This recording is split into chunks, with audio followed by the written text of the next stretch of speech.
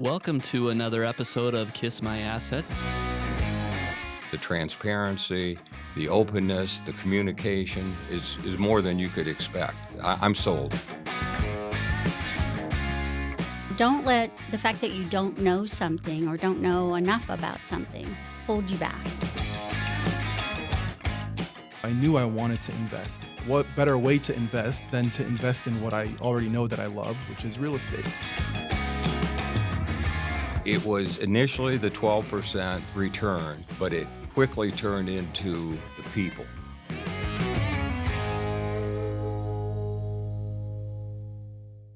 All right, welcome to another episode of Kiss My Assets, and we're excited to sit down today with John. And we are here approaching over 100 degrees now today. I think 102 here in mid-May. It felt like 107 already, I think. But yeah, it's hot. But you've been outside. You were just touring a venture on Central. Right. Yep. And so we wanted to catch up. We bought the property last month. We closed on it. We've already started some great progress there. So can you kind of walk us through what you saw and what's going on at the property? Well, I mean, the first thing you see when you get on the property, we've got Conex containers, which are shipping containers full of equipment. Supply chain's broken. I've been saying this for ever and ever and ever. So we bought containers and filled them up with all the stuff we can get now. Vanities, countertops, flooring, all the things we can get so we don't run out of it. So that's pretty obvious. You get there, you see that. Probably 3 or 4 units that are vacant now. Some of them that are in the middle of the demolition where they've taken out the flooring, pull the blinds off the walls, pulling out the carpet, all those things. But the property, I mean, it looks really good. The bones are good. It's just dated. So we're going to do, kind of a glorified cosmetic renovation. And the unit we went into today was one of the few units that had the newer cabinets, still very dated in style and color, but they were nicer kind of wood, and they already had the microwave. So I was thinking of the microwave.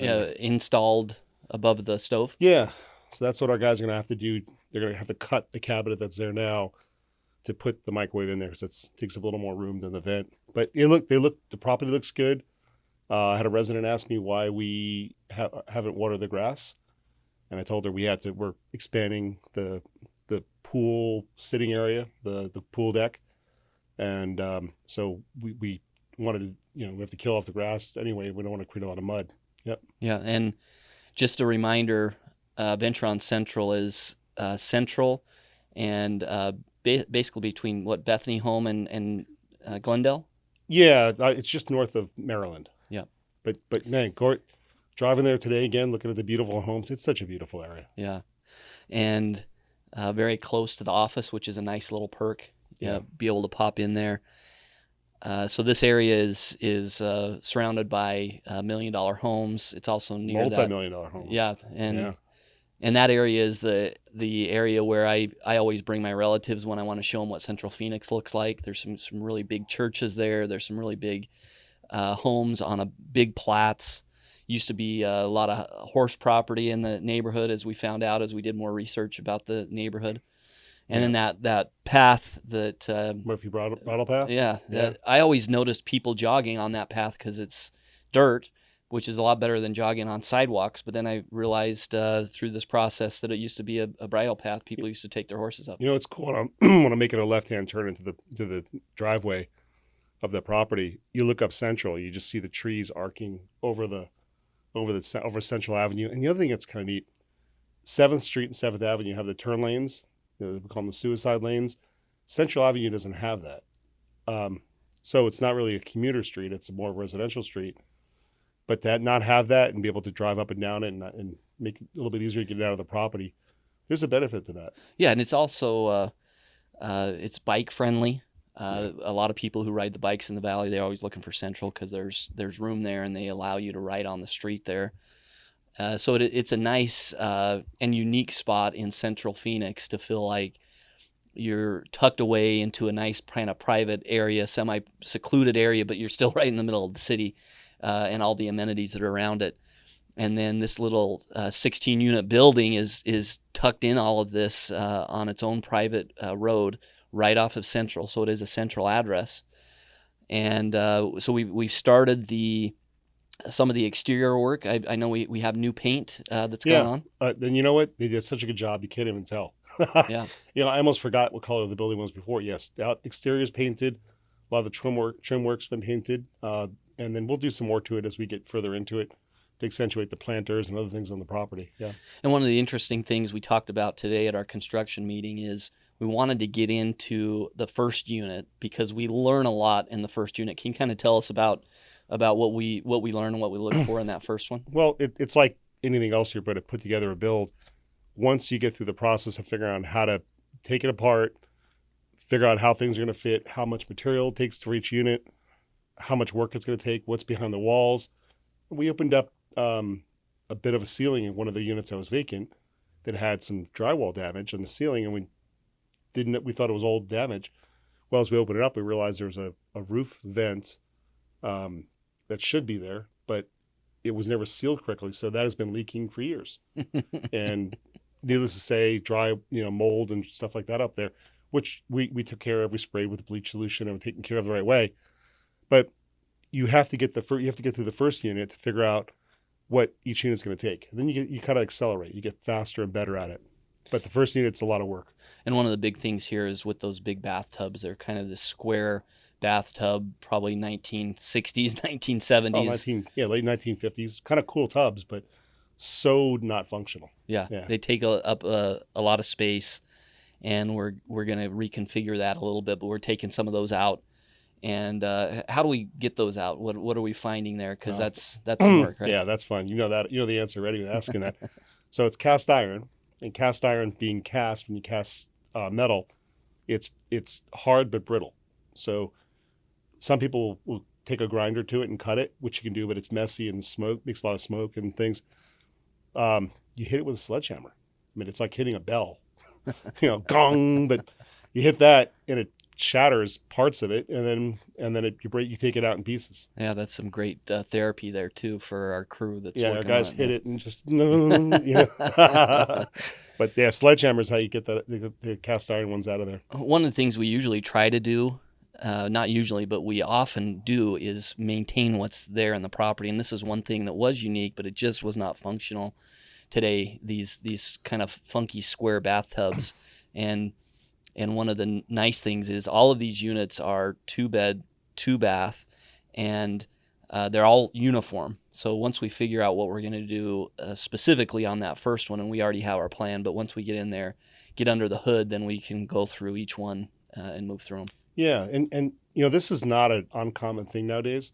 You'll see it advertised quite a bit in newspapers and home renovation magazines.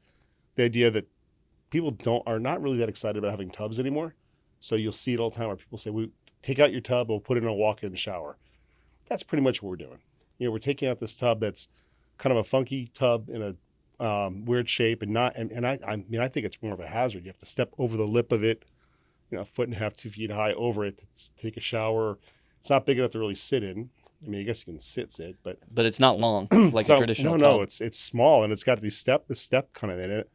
So it's really kind of funky. But to take that out, tile the floor, tile the walls around it, and probably going to put new plumbing faucet and shower head in there. But once we do that, we have a beautiful walk-in shower now, and a lot more functional for people. Yeah. And one of the other things you noted on the exterior, the cool deck around the pool was too small to be able to put chairs around it. Yeah, that was one thing we noticed. That out. Yeah. So this is another example of a property that was built in late 50s, early 60s. That was really, really, cool Art Deco style, and was very much more functional before they had pool fencing. So if you remember Wilson, really good example of that, when they had to add pool fencing for safety, the whole property was just completely ruined. You couldn't get from one side of the courtyard to the other, and it was all broken up. Wilson, because of the size of the courtyard and the pool, we actually had to fill it in. And when we're done, the product was amazing when you did that. Most people looked at it and said, "How are you going to fix that?" The pool is fantastic. It's good size, but they put the fencing right on the outside of the pool deck, and it's maybe 3 feet, and they have a couple chairs sitting there, but you can't have chairs where you only have 3 feet of space between the fence and the pool. It's not the code. It doesn't make any sense. So For us, it's a simple fix. We're going to use a lot of the same fencing we have. We're just going to cut it, pull it off, put paver stones out further, make the pool area expand a little bit better, and bring it out to the front. Use a lot of the same fence sections, and to save us some money because it's still good fence, and then end up with a much nicer pool area. We have grass there. We have areas already, and it just makes sense. Yeah. And this is just a good example of, the prior owner owned this property for the last 40 years. And now as we come in with a fresh set of eyes. We know how to make sure this is up to code. Right. And we're going to do all those things that, if we're going to own the property a long time, which we plan to sell this property in a few years, but we do the work as if we would want to own it and hold it long term, so that when we pass it on to the next owner, they have a great product. Yeah. And it's not a hard fix. And again, and functionally, the poor guys that cut the grass, the landscaping crew, with it, it's all chopped up anyway. It's better to pull that pool deck forward to the front of the property, the front of the courtyard, and widen it a little bit, reduce some of the grass. We still have it. It's still the same effect, but it just makes so much more sense. Well, we're really looking forward to these updates over the next several months as we now get into the property. If you remember seeing the rendering was one of our most popular renderings that we've done, because you could really see that property start to come to life. It has that cool mid-century architecture, but with some fresh paint, some fresh ideas, it's really going to start to pop. And so we're excited to continue to show the progress over the next several months. Yeah, we're getting there. It's starting to happen. I'm excited to see our first bunch of units get finished. But we're still early. We just started the demolition on the entire inside of those units.